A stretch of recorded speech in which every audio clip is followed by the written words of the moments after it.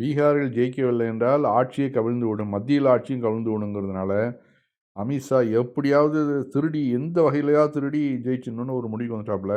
அதனால் பீகாரில் உள்ள சசாரத்தில் கையும் களவுமா பிடிச்சிருக்காங்க பாருங்கள்.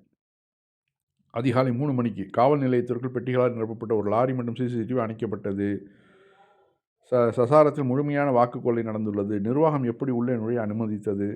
இவ்வளவு தாமதமான நேரத்திலும் கூட தங்கள் வாக்குகளை பாதுகாக்க நிர்வாகத்திற்கும் தேர்தல் ஆணையத்திற்கும் எதிராக விழிப்புடன் போராடும் ஆர்ஜேடியின் அடிமட்ட தொழிலாளர்கள் நன்றி தெரிவிக்க வேண்டும். அரசாங்கம் மாறும்போது இவ்வளவு பெரிய கொள்ளையை பிடித்ததற்காக இந்த மக்கள் துணிச்சலான விருதை பெற வேண்டும். எவ்வளோ பெரிய மோசடி பாருங்கள். அதிகாலை 3 மணிக்கு நடந்திருக்குது. சசார மாவட்ட நிர்வாகிக்கு கேள்வி: லாரியை யார் அடித்தார்கள்? லாரி ஓட்டுநர் எங்கே? லாரி இரவில் ஏன் வந்தது?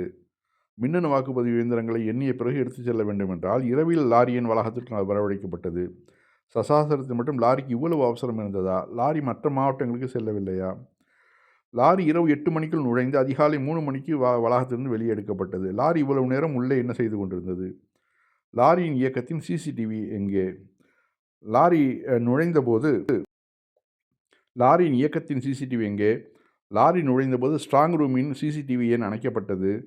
கட்சி பிரதிநிதிகள் மீது ஏன் தடியடி நடத்தப்பட்டது? நிர்வாகம் இந்த கேள்விகளுக்கெல்லாம் பதிலளிக்க வேண்டும். தெளிவற்ற பேச்சுகளில் நாங்கள் திருப்தி அடையவில்லை அப்படிங்கிறாங்க பீகார் மக்கள். இப்போ எந்த அளவு ஒரு மோசமான ஆட்கள் கையில் நம்ம ஆட்சியை கொடுத்துருக்கோம் பாருங்கள். மத்தியில் உட்கார்ந்துருக்கக்கூடிய ஒன்றிய அரசு எந்த அளவு கேவலமாக நடந்துக்குது. எப்படியாவது இல்லைனாக்கா ஆட்சியை கவிழ்ந்துடும்.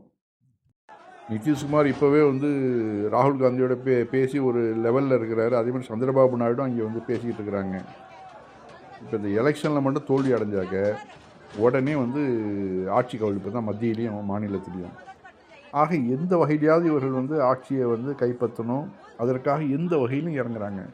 இப்போ பாருங்கள், இரவு 3 மணிக்கு உள்ளே போயிருக்குது.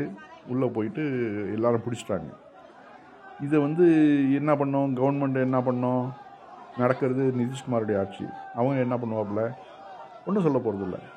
இதெல்லாம் இப்போ வெட்கங்கிறது கொஞ்சம் கூட கிடையாது இந்த ஆளுகளுக்கெல்லாம். அதனால் அதை பற்றி நம்ம பேச வேண்டியதில்லை. அதாவது 2 பேருமே கிரிமினல்கள். மோடியும் சரி, அமித்ஷாவும் சரி, 2 பேருமே கிரிமினல்கள்.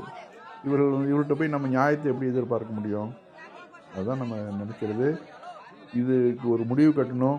இனிமேலாவது முதல்ல அந்த இவிஎம் மிஷினை தூக்கி எரிஞ்சால் தான் சரி வரும். அதுதான் நம்ம கடைசி முடிவு.